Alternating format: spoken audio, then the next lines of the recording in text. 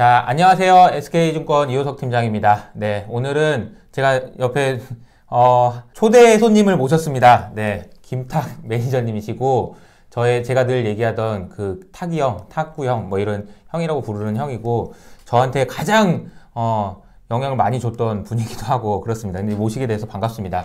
인사를 한번 해주시죠. 저희 구독자분이 저희 5만 분 되세요. 네, 한번 인사해 주시죠. 네, 축하드립니다. 네. 안녕하세요. 저는 유진자산 유진자산에서 헤지펀드 운영하고 있는 김탁이라고 합니다. 아, 네, 반갑습니다. 감사합니다. 네, 저 좀 많이 어색해 하신 것 같아요. 많이 떨리네요. 평소에는 둘이서 엄청 까불고 얘기도 많이 하는데 좀 긴장을 많이 하신 것 같은데 근데 저도 긴장이 됩니다. 왜냐면 이런 거 저도 처음 해봐가지고 첫 출연이어가지고 이런 게. 아니 저희 채널에 와주신 첫 분이기도 하세요. 그러니까 맨날 집에서 혼자 이렇게 까불까불 하다가 오늘 와주셔서 너무 감사드리고. 제가 좀 많이 못 봐가지고 제가. 네. 한번 좀 봐달라니까 좀 안 봐가지고 너무 좀 진짜. 게임스터 그거 한 번 봐가지고. 그러니까 좀 한번 봐달라니까. 아니 그래서 제가 한번 누구를 초대를 하면은 누굴 맨 먼저 할까 그랬을 때 당연히 탁이 형을 먼저 해야 되겠다라는 생각을 해서 꼭 와주기를 제가 한 달 전부터 제가 간곡하게 첫 번째 게스트가 아니었으면 출연 안 하지 않았을까요? 네, 알겠습니다. 또 개그 욕심이 또 남다르신 분이어서 오늘 또 재밌는 얘기를 많이 해주실 것 같습니다. 욕심이 아니고 원래 있는. 네, 알겠습니다. 네, 없는 사람들이 부리는 게 욕심. 아, 그렇죠. 아니 저는 이제 개그 욕심이면 저는 많은 사람이고 형은 좀 개그를 원래 좀 잘하시는 분이고. 제가 없으면 조금 지루하다는 평이 많던데. 아, 그런가요? 네, 시장에 그런 소문이 많던데. 아, 알겠습니다. 네. 제가 또 많이 노력하는 걸로 하겠습니다. 잡담을 좀 너무 많이 하면 안 되니까 개인적으로는 이제 탁이 형을 처음 만난 거는 2010년이었어요. 2010년 어느 그 겨울이었나? 굴밥집에서 처음 만나서 탁이 형이 저한테 해준 얘기가 기억나신지 모르겠지만 저한테 그랬어요. 효석아, 너는 나를 만난 게 진짜 행운이야. 진짜 그렇게 생각하시나요, 지금도? 엄청난 행운이죠. 그래서 뭐 이 정도까지 올라온 거 아닌가? 더 뭐 성장하겠지만. 네. 그래서 저도 그 생각이 아직도 가끔 생각이 많이 나요. 아니 어떻게 사람이 이렇게 뻔뻔하게 그런 얘기를 할 수 있나? 정말. 그런데 지금 생각해봐도 저는 이제 탁이 형 만나면 되게 행운이라고 생각합니다. 지금도 많은 좋은 영향도 많이 받았고 본인 소개를 좀 해주셨으면 좋겠어요. 네. 예, 저는 사실 이게 첫 출연인데 언제 이제 나오게 될지 모르겠지만 2005년도에 이제 기업은행에서 주식 운용을 시작했고요. 예, 절대 수익으로 한 10년 하다가 2014년에 교보학사 자산에서 헤지펀드 운용을 또 하게 됐습니다. 예, 그렇게 하다가 2019년 말에 지금 현재 있는 유진자산에서 지금 헤지펀드 운용하고 있습니다. 어떻게 이 길로 들어왔냐고 간단히 말씀드리면 저희가 96년도에 이제 제가 96학번인데 이제 그때 95학번 형들이랑 그냥 맨날 술만 먹지 말고 우리 한번 이런 거 해보자. 주식 같은 거 한번 공부해보자 라고 해서 그때 시작한 게 지금 여기까지 오게 된 거고요. 몇 년도에? 96년도. 96년? 네, 진짜. 시작했는데 저 대학도 안 갔을 때네. 그때는 축구 찰 때 아닌가 싶긴 한데 그때는 제대로 된 어떤 깊은 분석 이런 게 없고 아직도 기억나는 게 경제신문, 매경이나 한경을 가지고 밤에 그때 이제 시세가 쫙 나오면 그거를 이제 볼펜으로 그어가면서 얘가 왜 이렇게 움직였지 하면서 이제 정보도 없고 뭐 인터넷이 있을 때도 아니고 그때 얘기 너무 얘기하면 아재 소리 들으니까 여기까지 짧게 하시죠. 갑자기 그거는 짧게 옛날에 추억에 잠기지 말고 지금 그렇게 하면서 계속 그러다 주식에 발을 들이다 보니까 여기까지 왔는데 제가 사실은 기업은행을 들어간 이유는 제가 2002년도에 조금 주식에 대해서 굉장히 좌절을 했어요. 그때 2002년도에 또 얘기하면 또 아재 소리 듣지만 그때 굉장히 카드 사태? 예, 카드 사태도 있었고 시장 환경이 되게 좋지 않았고요. 물론 장은 올라갔지만 제가 투자한 종목들은 좀 안 좋았고 거기에 결정적으로 저를 움직인 게 2002년도 월드컵이 있었습니다. 그때 월드컵 때 저는 주식이 너무 안 돼가지고 매일 좌절하고 술 먹고 맨날 폐인처럼 지냈는데 그때 대학교 4학년 때인데요. 사람들은 월드컵 축제에 한국에서 굉장히 엄청난 일이 벌어지고 있고 너무너무 해피한 거죠. 그래서 주식을 하니까 이렇게 사람이 불행해질 수 있구나. 그만둬야겠다. 그런 찰나에 갑자기 이제 기업은행에서 선배님이 그러면 너 우리 회사 한번 지원해라. 그래서 지원했다가 덜컥 붙어가지고 이제 기업은행에서 시작을 한 거고요. 그렇게 시작이 된 거고. 네. 그래서 이제 그냥 은행원으로 삶을 살아가려고 그랬는데 네, 어떻게 또 2005년부터 주식을 하게 됐고 지금까지 계속 쭉 하고 있습니다. 그때 다시 주식으로 지금 돌아온 그때의 선택은 처음에는 고민이 많았는데 굉장히 지금은 잘했다. 엄청 행복해 하면서 주식하고 있습니다. 네. 제가 주변에 이제 형을 소개할 때 이런 식으로 소개하거든요. 주식밖에 모르는 사람이다. 그러니까 주식 말고는 다른 거 얘기하면 막 화를 낼 정도니까 네. 막 타기 형은 뭐 예를 들어 뭐 비트코인 얘기한다 그러면 화내잖아요, 형. 비트코인. 네.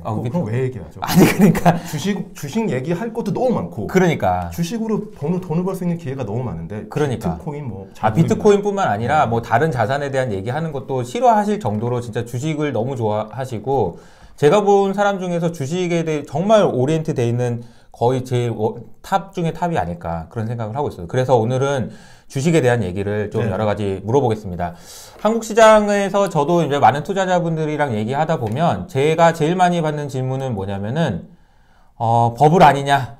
주가 너무 많이 올랐다. 나 힘들다. 어떻게 생각하십니까? 여기에 대해서 좀 썰을 좀 풀어주시면 좋을 것 같아요.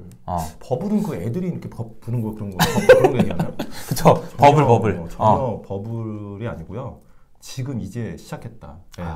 그러니까 저는 제가 이 시장에 오래 있었지만 이렇게 강력한 상승 사이클은 처음 봤고요. 사실 제가 2005년도도 이제 기관 투자로서 절대 수익 그때 프랍 데스크 운영했고 2005년도도 좋은 장이었고 2007년도도 엄청난 좋은 장이었죠. 이제 2005년도와 7년도는 색깔이 다르고 그 다음에 2011년도에 한 번 또 굉장한 좀 장이 옵니다. 그리고 2017년도에 오고요. 지금 4번이고 지금 5번째인데요. 근데 지금 2020년에 시작된 이 강세장은 그동안 있었던 강세장과 성격이 매우 다르다. 그 이유는 딱 여러 가지가 있지만 간단히 말씀드리면 두 가지인데요. 2005년도는 사실 한국 증시 리레이팅이 맞았습니다. 2005년도는 너무너무 쌌어요. 2005년? 네, 2005년도에 너무 쌌고 그때부터 펀드가 시작됩니다. 펀드의 열풍. 그게 이제 2007년까지 이어지는데 그러면서 사실 개인분들이 굉장히 IMF 때 우리나라 개인분들이 굉장히 주식으로 손해를 많이 보셨죠. 그쵸. 저도 그 중에 한 명이고요. 그러면서 주식시장을 많이 떠납니다. 떠나면서 한국 증시가 굉장히 극도로 소외되죠. 그러니까 너무너무 저평가 상태가 지속되는데 2005년도부터 한국 기업들의 실적이 IMF를 극복하는 기업들이 나오기 시작했고 그러면서 어닝이 개선되면서 수급이 모이고 그때서는 개인들이 직접 투자를 한 분들이 굉장히 손실을 많이 봤기 때문에 펀드 열풍이 시작됩니다. 그때 나온 게 이제 미래에셋, 디스커버리, 인디펜던스 같은 그쵸. 좋은 펀드들이 나와서 그런 펀드들이 굉장히 자금을 쫙 빨아들이면서 2007년도에 강세장이 왔는데 애석하게도 우리가 2008년도에 리먼 같은 대외 변수가 생기면서 장이 망가지죠. 그러면서 굉장히 절치부심하다가 2009년도, 10년도에 이제 리커버리하는 장이 왔는데 그거는 한국 기업들이 굉장히 좋아졌다기보다는 대외 변수가 개선되면서 그냥 반등을 한 거다. 약간 운도 좀 좋았던 부분도 있는 거고. 뭐 어차피 그 매크로에 움직일 수밖에 없는 환경이었고요. 그러니까 외부 변수가 영향을 많이 줬다. 그런 상황이었고 특히 저는 2007년도의 강세장은 약간 제가 좀 폄하하는 이유가 그때 물론 저도 그때 2007년에 진짜 많이 올랐는데 많이 올랐죠. 폄하하시는군요. 저도 그때 수익을 좀 많이 냈고 뭐 한 종목 굉장히 많은 종목 탐방 다니면서 이렇게 뭐 수익을 많이 냈지만 2007년도는 순수하게 중국발의 호황이다. 그러면 결국엔 중국이 꺾이면 끝나는 거죠. 근데 중국이 꺾이지 않았고 미국의 리먼이 터졌지만 중국도 같이 어려워진 거고 결국에는 우리나라 자체적으로의 어떤 자생적인 성장이 아니었고 그냥 외부 변수에 기대한 성장이었다. 상승이었다. 이렇게 보고요. 그 다음에 온 2011년도 장. 이때 장이 굉장히 중요합니다. 지금 주식하시는 분들은 2011년도 장을 그때 역사를 공부 많이 하셔야 됩니다. 지금 간단히 말씀드리면 2011년에는 그때 무슨 일이 있었냐면 형이랑 저랑 맨날 점심 먹으러 다니면서 1시간 반 동안 막 수다 떨고 막 그럴 때가 2011년이었어요. 주식 얘기하는 거 아니었나요? 아니 근데 잠깐 어떤 때였나요? 아무튼 그때 이제 2011년도 장이 70주라는 말이 나옵니다. 그 당시에 이제 사실 몇 개의 자문사들이 랩으로 굉장히 70주라는 종목 그 종목을 집중 투자를 합니다. 근데 그냥 수급으로 올린 게 아니고요. 그 70주라는 종목의 컬러가 뭐였냐? 딱 두 가지입니다. 어닝이 개선되면서 알파가 있는 겁니다. 그러니까 예를 들면 70주 중에 여러 개가 있는데 기아차, 제일모직, LG화학, 삼성전기 같은 종목이 70주 안에 들어갔는데요. 저도 뭐 그 종목들 투자해서 수익을 봤지만 예를 들면 LG화학 같은 종목이 그 당시에 굉장히 화학 사이클이 좋아지는 단계에 전기차라는 모멘텀이 새로 생깁니다. 그때도 있었나요? 전기차가? 네, 전기차. LG화학이 그때부터 돈을 벌 수 있다고 했습니다. 그러니까 사실 제가 생각해보면 LG화학 저도 탐방도 많이 하고 실적 발표에 매분기 참여하면서 제일 많이 들었던 얘기가 과연 이번 분기에는 진짜 이번 4분기에는 정말 돈을 법니까? 이 얘기 진짜 많이 했던 것 같은데 번다고 계속 했죠. 그때부터 벌으면 10년 된 건데. 그러니까 사실 근데 그 LG화학이라는 회사가 거짓말을 한 게 아니고요. 맞아요. 이런 전기차라는 이런 인더스트리가 처음 이제 시작하는 거잖아요. 아무도 가지 않은 길을 가다 보니까 그러니까. 딱 해보니까 이런 거 있잖아요. 우리가 뭔가 새로운 거 시작했을 때 될 것 같은데? 했는데 딱 결과 보니까 안 된 거야. 그런 거 있잖아요. 우리가 시험 공부를 하는데 되게 잘 볼 것 같은데? 딱 근데 결과가 안 좋아. 그렇다고 거짓말한 건 아니지. 거짓말한 건 엄마한테 내가 시험 잘 본다고 얘기했는데 거짓말한 건 아니지. 제 기억으로는 몇 번 정도는 거짓말했던 것 같아요. 저도 좀 화가 났던 적이 좀 있었던 것 같아요. 분명히 적자일 것 같은데 마켓에는 시장은 괜찮다고 얘기하고 적자 아니고 살짝 BP 뭐 이런 식으로 약간의 언어 유희 같은 완전 거짓말이라고 하기는 좀 그렇지만 뭔가 그렇다고 완전 진짜 진심은 또 아닌 것 같은 느낌? 솔직히 뭐 저기 하신 일이 많았죠. 많았지만 LG화학이 아무튼 지금 좀 후에 얘기했지만 그 10년 동안 절치부심해가지고 지금 시가총액 70조짜리 회사 된 거고요. 그때 아무튼 2011년도에 그런 기업들의 리레이팅이 왔다. 그러니까 저는 2011년도 장을 굉장히 의미 있는 장으로 봅니다. 하지만 이제 그 뒤로 이어지지 못한 이유는 12, 13 이렇게 오면서 그 기업들이 조금 약간의 이 사이클을 타게 됩니다. 그쵸. 그러니까 저는 구조적으로 바뀔 수 있다고 생각했는데 LG화학도 바뀔 수 있다, 더 좋아진다. 근데 약간 그렇게 이제 좀 부침을 갖게 되는 거죠. 그러면서 이제 사실은 14년, 15년, 16년, 14년부터 시작된 박스피가 옵니다. 그러면서 개인분들이 주식을 많이 떠나죠. 뭐지? 2011년도에 그런 어떤 올라가는 걸 보고 수익을 냈는데 뒤늦게 오신 분들이 굉장히 많고요. 그런 사실은 자문사나 이런 매니저 거기서 좀 반성을 해야 될 게 살 때는 해피했죠. 굉장히 그쵸. 많은 수급으로. 하지만 그 다음에 리스크 관리나 이익 실현이나 여러 가지 부분에서 사후 관리가 좀 안 됐던 부분이 있고요. 저도 그거를 목도하는 같은 매니저로서 좀 마음이 되게 아프다라는 말씀드리고요. 하지만 그 뒤로 이제 좀 박스피가 왔을 때 저는 그때 한국 주식에 절대 인덱스나 그런 방향성 투자하면 안 된다. 박스피 장은 어차피 계속 횡보하는 장이다. 그런 장이었고요. 그러다가 17년도가 오죠. 17년도에 장이 오릅니다. 한 20% 정도 오르죠. 자, 그러면 첫 번째 얘기해 주신 거는 2011년에 대해서 이제 한참 얘기를 해 주신 거예요. 2011년이 어떤 상황이었고 어떤 회사들이 있었는데 그때도 LG화학도 있었고 SDI 있었고 전기 있었고 기아차도 있었고 뭐 되게 많았는데 그 종목들 중심으로 주가가 많이 올랐다. 그 얘기를 해주신 거고 이제 2017년으로 넘어갑니다. 17년. 17년은 장은 좋았지만 돈을 벌 수 있는 환경이 쉽지 않았습니다. 그 이유는 반도체 빅사이클로 오릅니다. 삼성전자와 하이닉스만 오르죠. 그쵸. 물론 다른 종목도 많이 올랐지만 얘네들이 굉장히 집중으로 오르면서 저는 17년도도 주식하기 좋은 환경 아니다. 그러니까 저는 상당 부분 제가 주식만 하고 있지만 주변 분들한테 주식하기 좋은 환경 아니다. 돈을 맡기려면 그냥 나한테 맡기던가 직접 투자하지 말라고 말씀 많이 드렸습니다. 왜냐하면 장은 좋아도 돈을 벌기 쉽지 않습니다. 왜냐하면 반도체라는 게 그때만 해도 과점은 이제 막 진행하는 단계였고요. 반도체도 사이클 비즈니스거든요. 사이클이 좋으면은 엄청 많이 벌었다가 하이닉스가 적자를 허덕이던 게 불과 몇 년 안 됩니다. 지금은 뭐 거의 올해 10조 가까이 벌 수 있는 회사가 됐지만 하지만 그런 사이클을 타기 때문에 17년 장이 어려웠고 그러면서 18년도에 무역분야 선임의 장도 안 좋아지죠. 그 다음에 19년은 그 다음에 이거를 회복하는 정도. 그러니까 계속 주식하기가 안 좋은 환경. 자, 그러면은 지금 2017년도 이거 별로였다. 별로죠. 장은 올랐지만. 장은 별로였다. 2011년도 이게 생각보다 그냥 11년은 뭐 돈을 벌 수 있었지만 돈을 벌 수 있는 기회지만 그러니까 지속 가능하지 않았다. 2011년을 좀 공부를 해야 된다. 그리고 2017년도 반도체 중심의 주가 상승이었기 때문에 반쪽 상승이었다. 그럼 지금부터는 2021년에 대한 주식시장에 대한 얘기를 20년 얘기 좀 해야죠. 2020년부터 얘기를 해주시죠. 이 주식이라는 거를 하면 할수록요 과거가 중요합니다. 우리가 자꾸 전망을 얘기해 줘야 하지만 과거를 모르고 앞에 것만 미래만 얘기하잖아요. 그러면 미래가 움직일 때 좋은 방향으로 가면 괜찮아. 근데 만약에 자기 생각을 다르게 하잖아요. 못 버팁니다. 그렇지. 자기가 과거를 알고 단단해져야 돼요. 우리가 기업의 펀더멘탈을 볼 게 아니라 나 스스로의 펀더멘탈을 강화시켜야 됩니다. 주식에 대해서. 이거 되게 좋은 말인 것 같은데. 잠깐 기업의 펀더멘탈이 아니고 나 스스로의 펀더멘탈. 그렇죠. 무슨 말이에요, 근데? 지금 처음 한 얘기예요.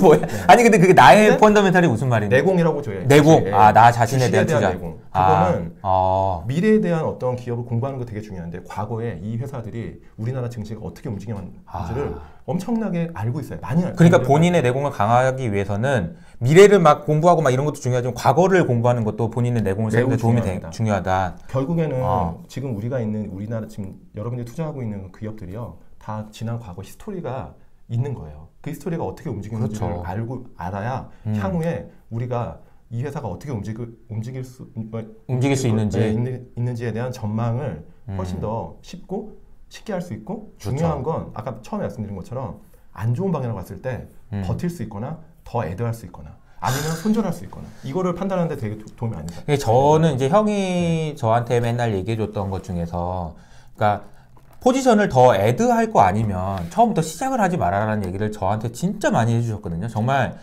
귀에 못이 박히게 말을 해줬는데 그 말의 의미를 저도 요즘에 많이 생각을 해요. 그러니까 아예 그러니까 계속해서 팔 거 아니면 웬만하면 물론 이제 손절매를 해야 되는 상황이 오면 어쩔 수 없지만 진짜 빠지면 더 살 거 아니면 사지 마라 아예부터 처음부터.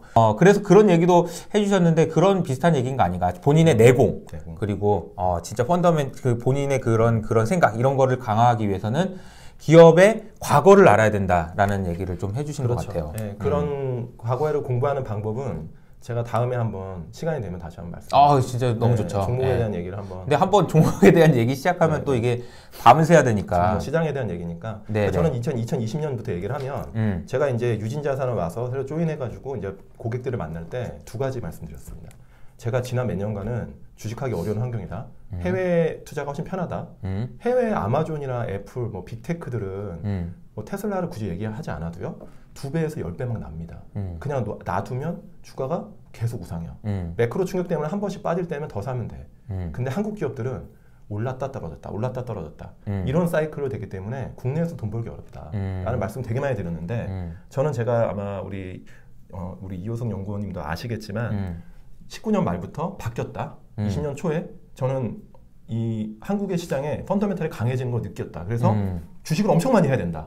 그때 말씀드렸고요. 근데 그게 코로나 터지 전입니다. 네, 아마 저는 그래서 그때 고객들한테 무조건 저한테 투자하세요. 네, 지금 주식 해야 됩니다. 해외에 있는 거 빼세요. 물론 해외도 좋겠지만 국내 코스피가 재평가되는 날이 머지 않았다. 그때 집 팔아서 주식하자고 하고 뭐그 얘기는 그렇게까지는 기사화도 아닌데, 됐었는데 기사가 돼가지고 조금 기사 좀 자극적으로 나와가지고 그게 기사는 항상 그렇게 좀 있습니다. 좀 어쨌든 좀 공격적으로 주식을 하자라고 얘기를 했는데 제가 공격을 좀 받았어요. 그것 때문에 올랐다 그러더라고. 그래? 진짜 집 팔아서 한 사람 있나 보네. 좀 공격 많이 받았는데요. 어쨌든 지금부터 저는 1년 얘기한 게 아니고 한 2, 3년 동안은 그때 집 판 사람 괜찮다. 짐 얘기 여기까지 하고요. 하지 마시면 두 가지인데 왜 그렇게 보냐면 대형주 한국의 우리나라 시가총액의 상위를 차지하고 있는 그 대표 기업들의 펀더멘탈이 지난 20년 동안 제가 주식시장 봐온 역사는 가장 강하다. 이거는 그럼 왜 강하냐? 딱 하나 말씀드립니다. 예전에 한국 기업들의 시가총액 상위 종목들은 대부분이 매크로에 휘둘립니다. 미국에 흔들리고 중국에 흔들리고 여러 가지 대외 변수에 어닝이 굉장히 취약한 거예요. 어닝의 변동성이 커지잖아요. 그건 할인 요인입니다. 그렇죠. 우리나라 외국인 투자자들이 한국을 봤을 때 무슨 뭐 지정학적 리스크, 뭐 지배구조 아닙니다. 너희들의 어닝의 플럭츄에이션은 너무 불편해. 그렇지. 이렇게 얘기합니다. 제가 영어로 얘기하면 더 좋은데 일단 영어 약하니까. 그래서 뭐라고? 영어로 얘기하니까 외국인 투자자 나한테 영어로 얘기하니까. 외국인 투자자 커뮤니케이션 하시는 분 있나 봐요. 컨퍼런스 콜 옛날에 코로나 전에. 그래? 네. 형이랑 또 얘기해 보면 또 미스터 마켓이랑도 통화 자주 하시잖아요. 미스터 마켓이랑은 그 마음의 통화를. 마음의 통화를. 매일 자면서. 꿈도 꾸고. 꿈도 꾸고. 요즘에는 안 나타나요. 왜냐하면 왜요? 계속 뭐 주식 계속 갖고만 있으면 되니까. 그래. 그러면 옛날에 형 그때 할 때도 맨날 미스터 마켓하고 어제 통화했는데 맨날 그런 농담하고 그랬었잖아요. 막 힘들고 그럴 때. 근데 요새는 그럴 필요가 없다. 그럴 필요 없어요.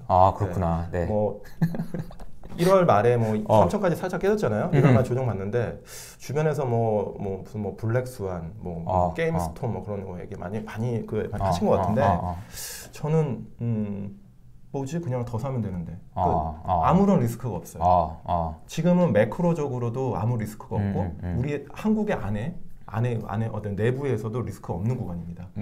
그런 구간에서는 그냥 마음껏 근데 리스크가 그래도 좀 있다고 해야지 아예 없다고 하면 좀 너무 심한 거 아니에요? 그래도 이게 한번 찾아볼게요. 어쨌든 형이 보기에는 진짜 하나도 없다는 거죠. 하나도 없다. 유일한 리스크는 공부 안 하고 주식하는 게 주식장이 아무리 좋아도 고민하지 않고 공부하지 않으면 자기 거 아닙니다. 이거 진짜 중요한 말이네요. 정말 너무 진짜 소름 돋았어요 방금. 공부 안 하고 주식하는 것만 리스크다.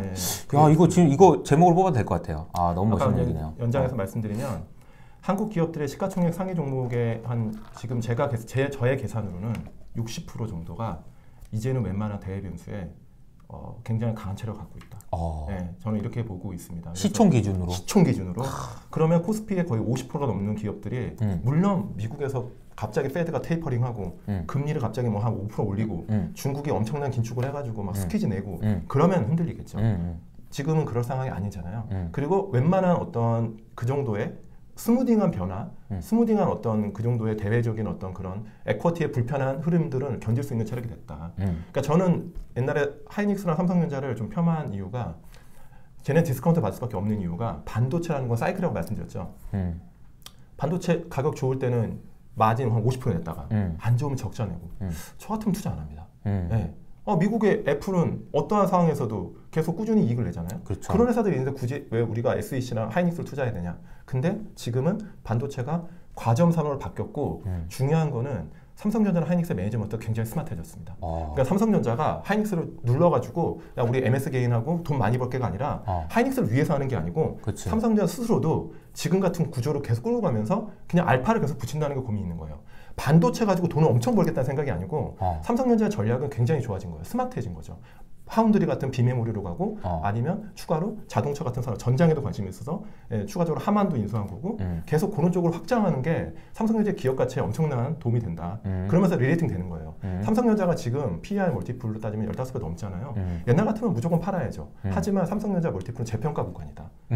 그런 상황에서 멀티플이 20배 갈 수 있습니다. TSMC 30배인데 TSMC랑 삼성전자는 좀 다르죠. 하지만 못 가리는 보장은 없는 거죠. 그런 면에서 그런 반도체가 굉장히 탄탄한 어떤 흐름을 보일 거고 2차전지 배터리는 지금 이제 시작하는 거거든요. 네. LG화학이 이제 수익 냈고 SDI가 이제 조만간 낼 겁니다. SK이노베이션 지금 이제 올해 하반기 내년 되면 걔도 BEP 갈 수 있어요. 그러면 얘네들이 캐파 증설을 우리는 그냥 즐기면 되는 겁니다. 만약에 전기차가 안 되고 다시 내연기관으로 갈 거야. 그러면 이제 전기차 투자할 필요 없지만 그렇게 생각하시는 분은 아마 100명 중에 한 분도 안 된다. 그렇죠. 라고 보고요. 저는 개인적으로 제 자동차에 관심이 많아가지고 옛날에 그런 말씀 많이 들었어요. 주변한테. 전기차 좀 보링하다. 재미가 없다. 전기차 개하려면 시간이 많이 걸려. 제가 틀린 거죠. 생각보다 빠르게 개하려고. 틀린 거 바로 또 인정하시나요? 저는 바로 인정합니다. 그래야지 주식을 잘하는 거예요. 그러니까 이게 타이밍이 잘하는 게 진짜 빠른 손절매. 그리고 잘못한 건 바로 잘못했다고. 바로 인정. 잘못 봤다. 이렇게 펀더멘탈이 좋아졌다는 걸 말씀드리고요. 두 번째는